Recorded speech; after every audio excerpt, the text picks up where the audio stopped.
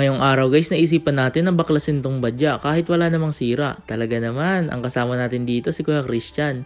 Tapos dito papunta na tayo kala Chip Jebe, dyan lang sa kabilang irigasyon. Pagdating namin dito, ito iniisip namin kung ano yung mga babaklasin, saka kung ano yung mga papalitan. Meron kasing mini show dito sa Cabiao, susubukan natin kung makakaabot tayo. Talaga naman, tas dito ay sinetap na agad ni Chip Jebe oh.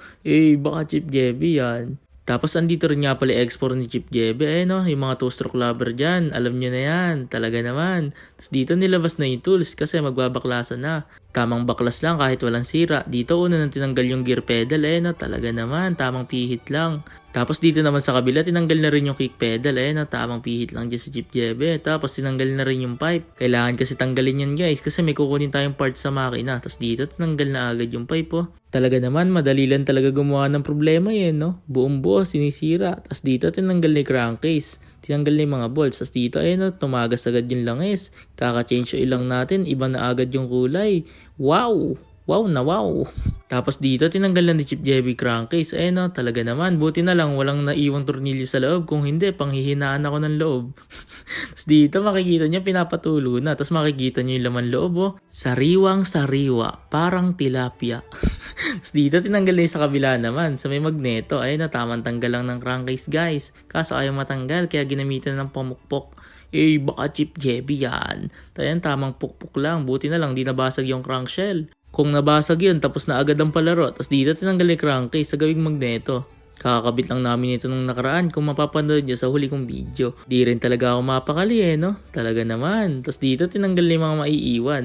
May pagdadalan kasi tayo ng crankcase cover na to, guys. Tapos dito, tinanggal na rin yung gulong, no? Talaga namang sinusulit na yung pagbabaklas. Harap at likod nga pala guys yung tatanggalin. Tapos dito, no? Tamang pihit lang si Chip Jebe. Tapos tinanggal niya na rin sa gawing likod, no? Talaga naman. Nakikita ko palang na binabaklas, naiisip ko na yung gastos. Yun lang, talaga naman. Tapos dito, tinanggal na yung sprocket, oh. Parang hindi mangawit. Talaga naman. Tapos dito, tamang tanggal lang, no? Yung pink nating sprocket. Tapos dito, tinanggal na rin sa harap na gulong, no? Talaga naman. Andiyan pa nga si Ice, umiinom ng Mountain Dew, no? Sarap ng inom na yon. Tapos dito, makikita nyo na parang nakajunk na yung badya natin. Kakaayos lang, hindi na naman magagamit. Wala tayong magagawa, hilig natin to Tapos dito, binuhot niya muna sa gilid para hindi sagabal sa daan. Excited na ako sa kakalabasan, saka sa kung anong mangyayari dyan. Tapos dito, nakabaklas na yung gulong, saka yung crankcase, yung tinanggal natin kanina. Kaya dito, tamang uwi na kami ni Kuya Christian, no? Pinabuhat na rin sa akin yung gulong.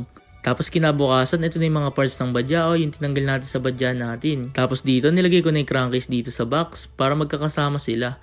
Nilagay ko na parehas guys. Nilagay ko na rin mga tapet. No?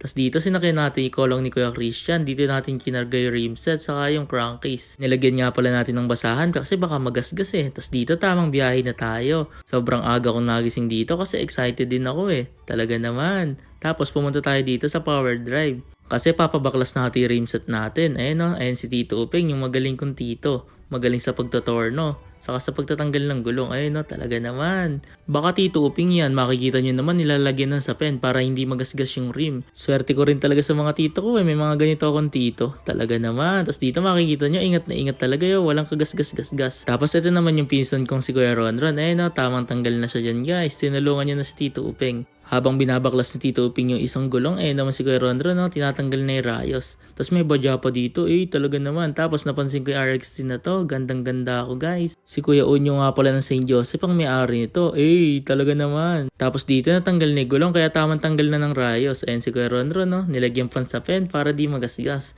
Baka Kuya Ronron yan. Tapos dito makikita nyo, sobrang bilis magtanggal. Tapos natanggal na yung isa. May mas madaling paraan pala, tamang cut lang si Tito Uping doon. Kaso sayang yung rayos. Itatabi na lang natin to, baka magamit pa natin sa susunod. Tapos dito, tapos na, sinakay ko na sa kolong. Talaga naman. Tapos pumunta na rin tayo dito para kitain si Kuya Bossing.